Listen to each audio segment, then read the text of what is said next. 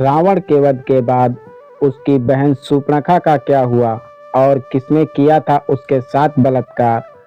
आखिर शूर्पणखा कहाँ चली गई। आज के वीडियो में हम बताएंगे शूर्पणखा का वो रहस्य जो अभी तक बहुत से लोग नहीं जानते। तो दोस्तों, आगे बढ़ने से पहले मैं आप लोगों से निवेदन करूंगा कि प्लीज़ हमारे चैनल को लाइक और सब्सक्राइब कर लें और बेल आइकन को दबा दें और वीडियो बनाने में हमारा हौसला बढ़ाएं ताकि हम ऐसे ही इतिहास की नई नई रहस्यमय जानकारियां आप तक पहुंचा सकें। तो आगे बढ़ते हैं और जानते हैं शूर्पणखा के बारे में। जैसा कि हम सब जानते हैं कि रावण की मृत्यु के बाद विभीषण लंका के राजा बन गए और शांति पूर्वक राज्य काज और प्रजा का ध्यान रखने लगे। किंतु रावण की बहन शूर्पणखा अयोध्यापति श्री राम तथा अपने भाई विभीषण से बदला लेना चाहती थी। इसीलिए उसने लंका को छोड़ दिया और असुर गुरु शुक्राचार्य जी से मिलने के लिए निकल पड़ी। असुर गुरु शुक्राचार्य को लंका से निकाल दिया गया था।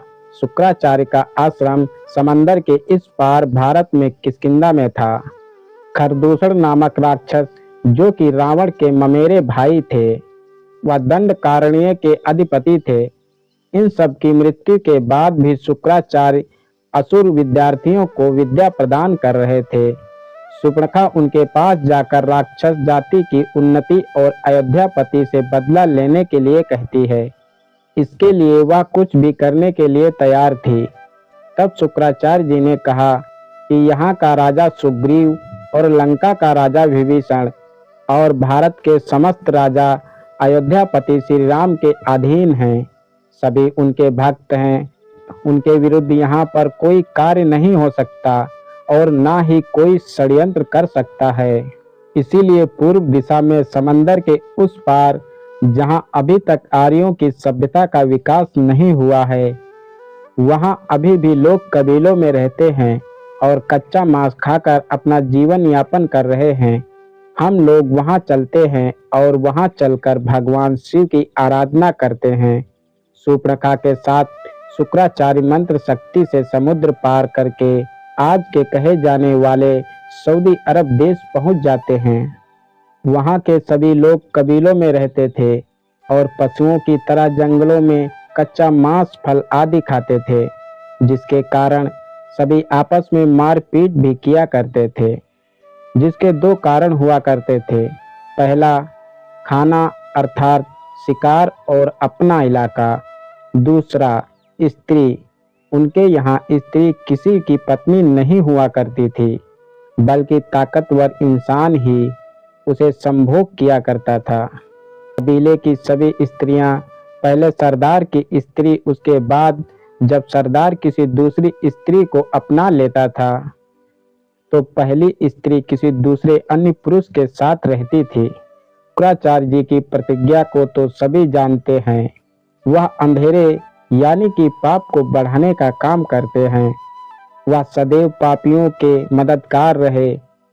फिर शूर्पणखा तो उनके प्रिय शिष्य रावण की छोटी बहन थी, तो फिर भला शुक्राचार्य उसकी बात क्यों नहीं मानते।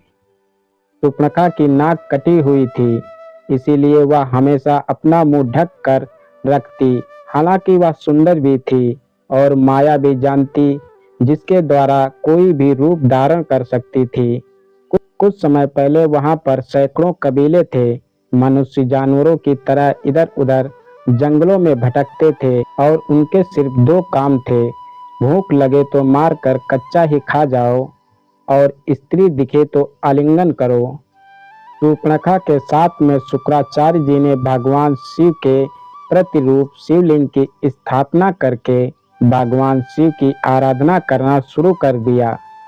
थोड़े दिनों में वहां से सबसे शक्तिशाली कबीले की टोली गुजरी, जिसका मुखिया आदम नाम का एक हष्ट-पुष्ट शरीर का मालिक व्यक्ति था। वह व्यक्ति शेर, हाथी, घोड़े, बाघ आदि किसी भी जानवर से ज्यादा शक्तिशाली था। सारे कबीले उसके अधीन थे। उसकी एक ही कमी थी कि वह पशुओं की तरह नंगा रहता था और किसी भी स्त्री को देखकर जब तक उसे पा नहीं लेता तब तक वह बराबर प्रयास करता रहता था।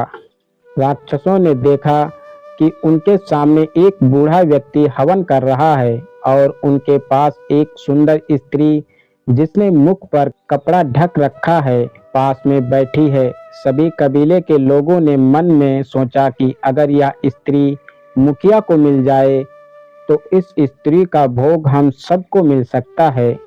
यही सोचकर राक्षसों ने शूर्पणखा का अपहरण करके अपने मुखिया के पास पहुंचा दिया। मुखिया आदम ने शूर्पणखा से संभोग की इच्छा जताई। शूर्पणखा ने सभी को माया से मोहित कर रखा था। वह जानती थी कि ताकतवर व्यक्ति को कैसे फंसाया जा सकता है और शुक्राचार्य से अनुमति देने की बात की।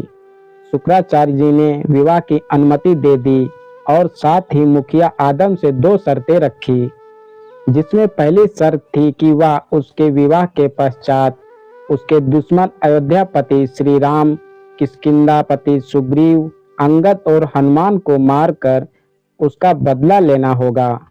दूसरी शर्त थी कि अगर शूर्पणखा को आदम की अन्य पत्नियों के कारण उसे अलग होना पड़ा तो लंका, किष्किंधा सहित अयोध्या की समस्त संपत्ति और राज्य शूर्पणखा को देना होगा।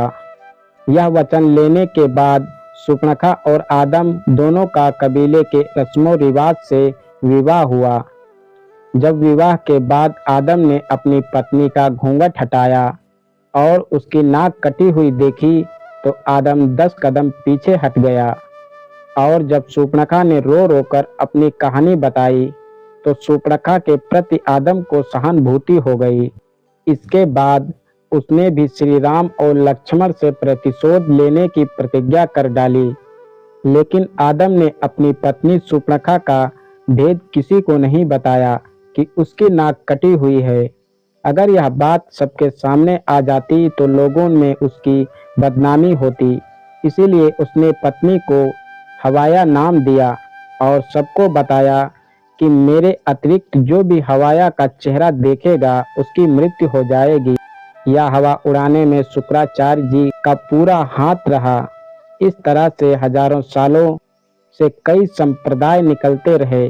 वह सारे आदम और हवाया से उत्पन्न हुए हैं। कालांतर में इन्हीं आदम और हवाया से यहूदी, ईसाई और मुस्लिम आदि संप्रदायों का जन्म हुआ।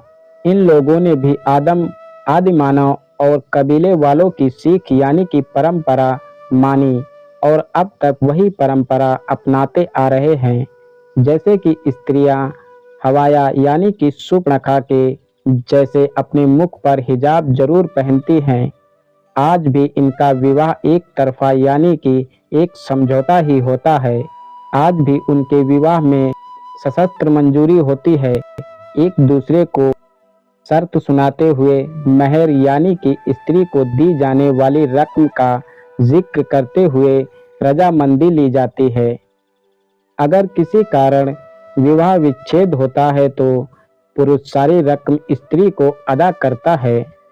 तो इस तरह से शूर्पणखा रावण की मृत्यु के बाद अरब देशों में चली गई और आदम नामक व्यक्ति जो कई कबीलों का सरदार था, शूर्पणखा उससे शर्त के अनुसार संबंध बनाने के लिए राजी हो गई। नाक कटी है या छुपाने के लिए कपड़ा यानी कि हिजाब डालने की परंपरा शुरू की है। अगर ध्यान दें तो यह सारी बातें एक ही तरफ इशारा करती हैं कि शायद मुसलमानों का शूर्पणखा के वंशज होने वाली बात सत्य हो सकती है। इसीलिए मक्का मदीना में गैर मुसलमानों का जाना वर्जित है और सारे मुसलमान इस बात से डरते हैं कि अगर कोई हिंदू गलती से मक्का मदीना के अंदर चला गया और उसने इस शिवलिंग पर गंगा जल छिड़क दिया तो इस दुनिया से पूरी राक्षस जाति का अंत हो जाएगा। मित्रों, अब तो आप समझ ही गए होंगे कि शूर्पणखा के वंशज राक्षस कौन हैं। भले ही यह सारी बातें आपको हैरान कर रही हों, लेकिन यह सच भी हो सकती हैं, क्योंकि इस दुनिया का सबसे पुराना धर्म सनातन धर्म ही है। यानी कि इस दुनिया में मौजूद हर एक व्यक्ति सनातन धर्म से संबंध रखता है।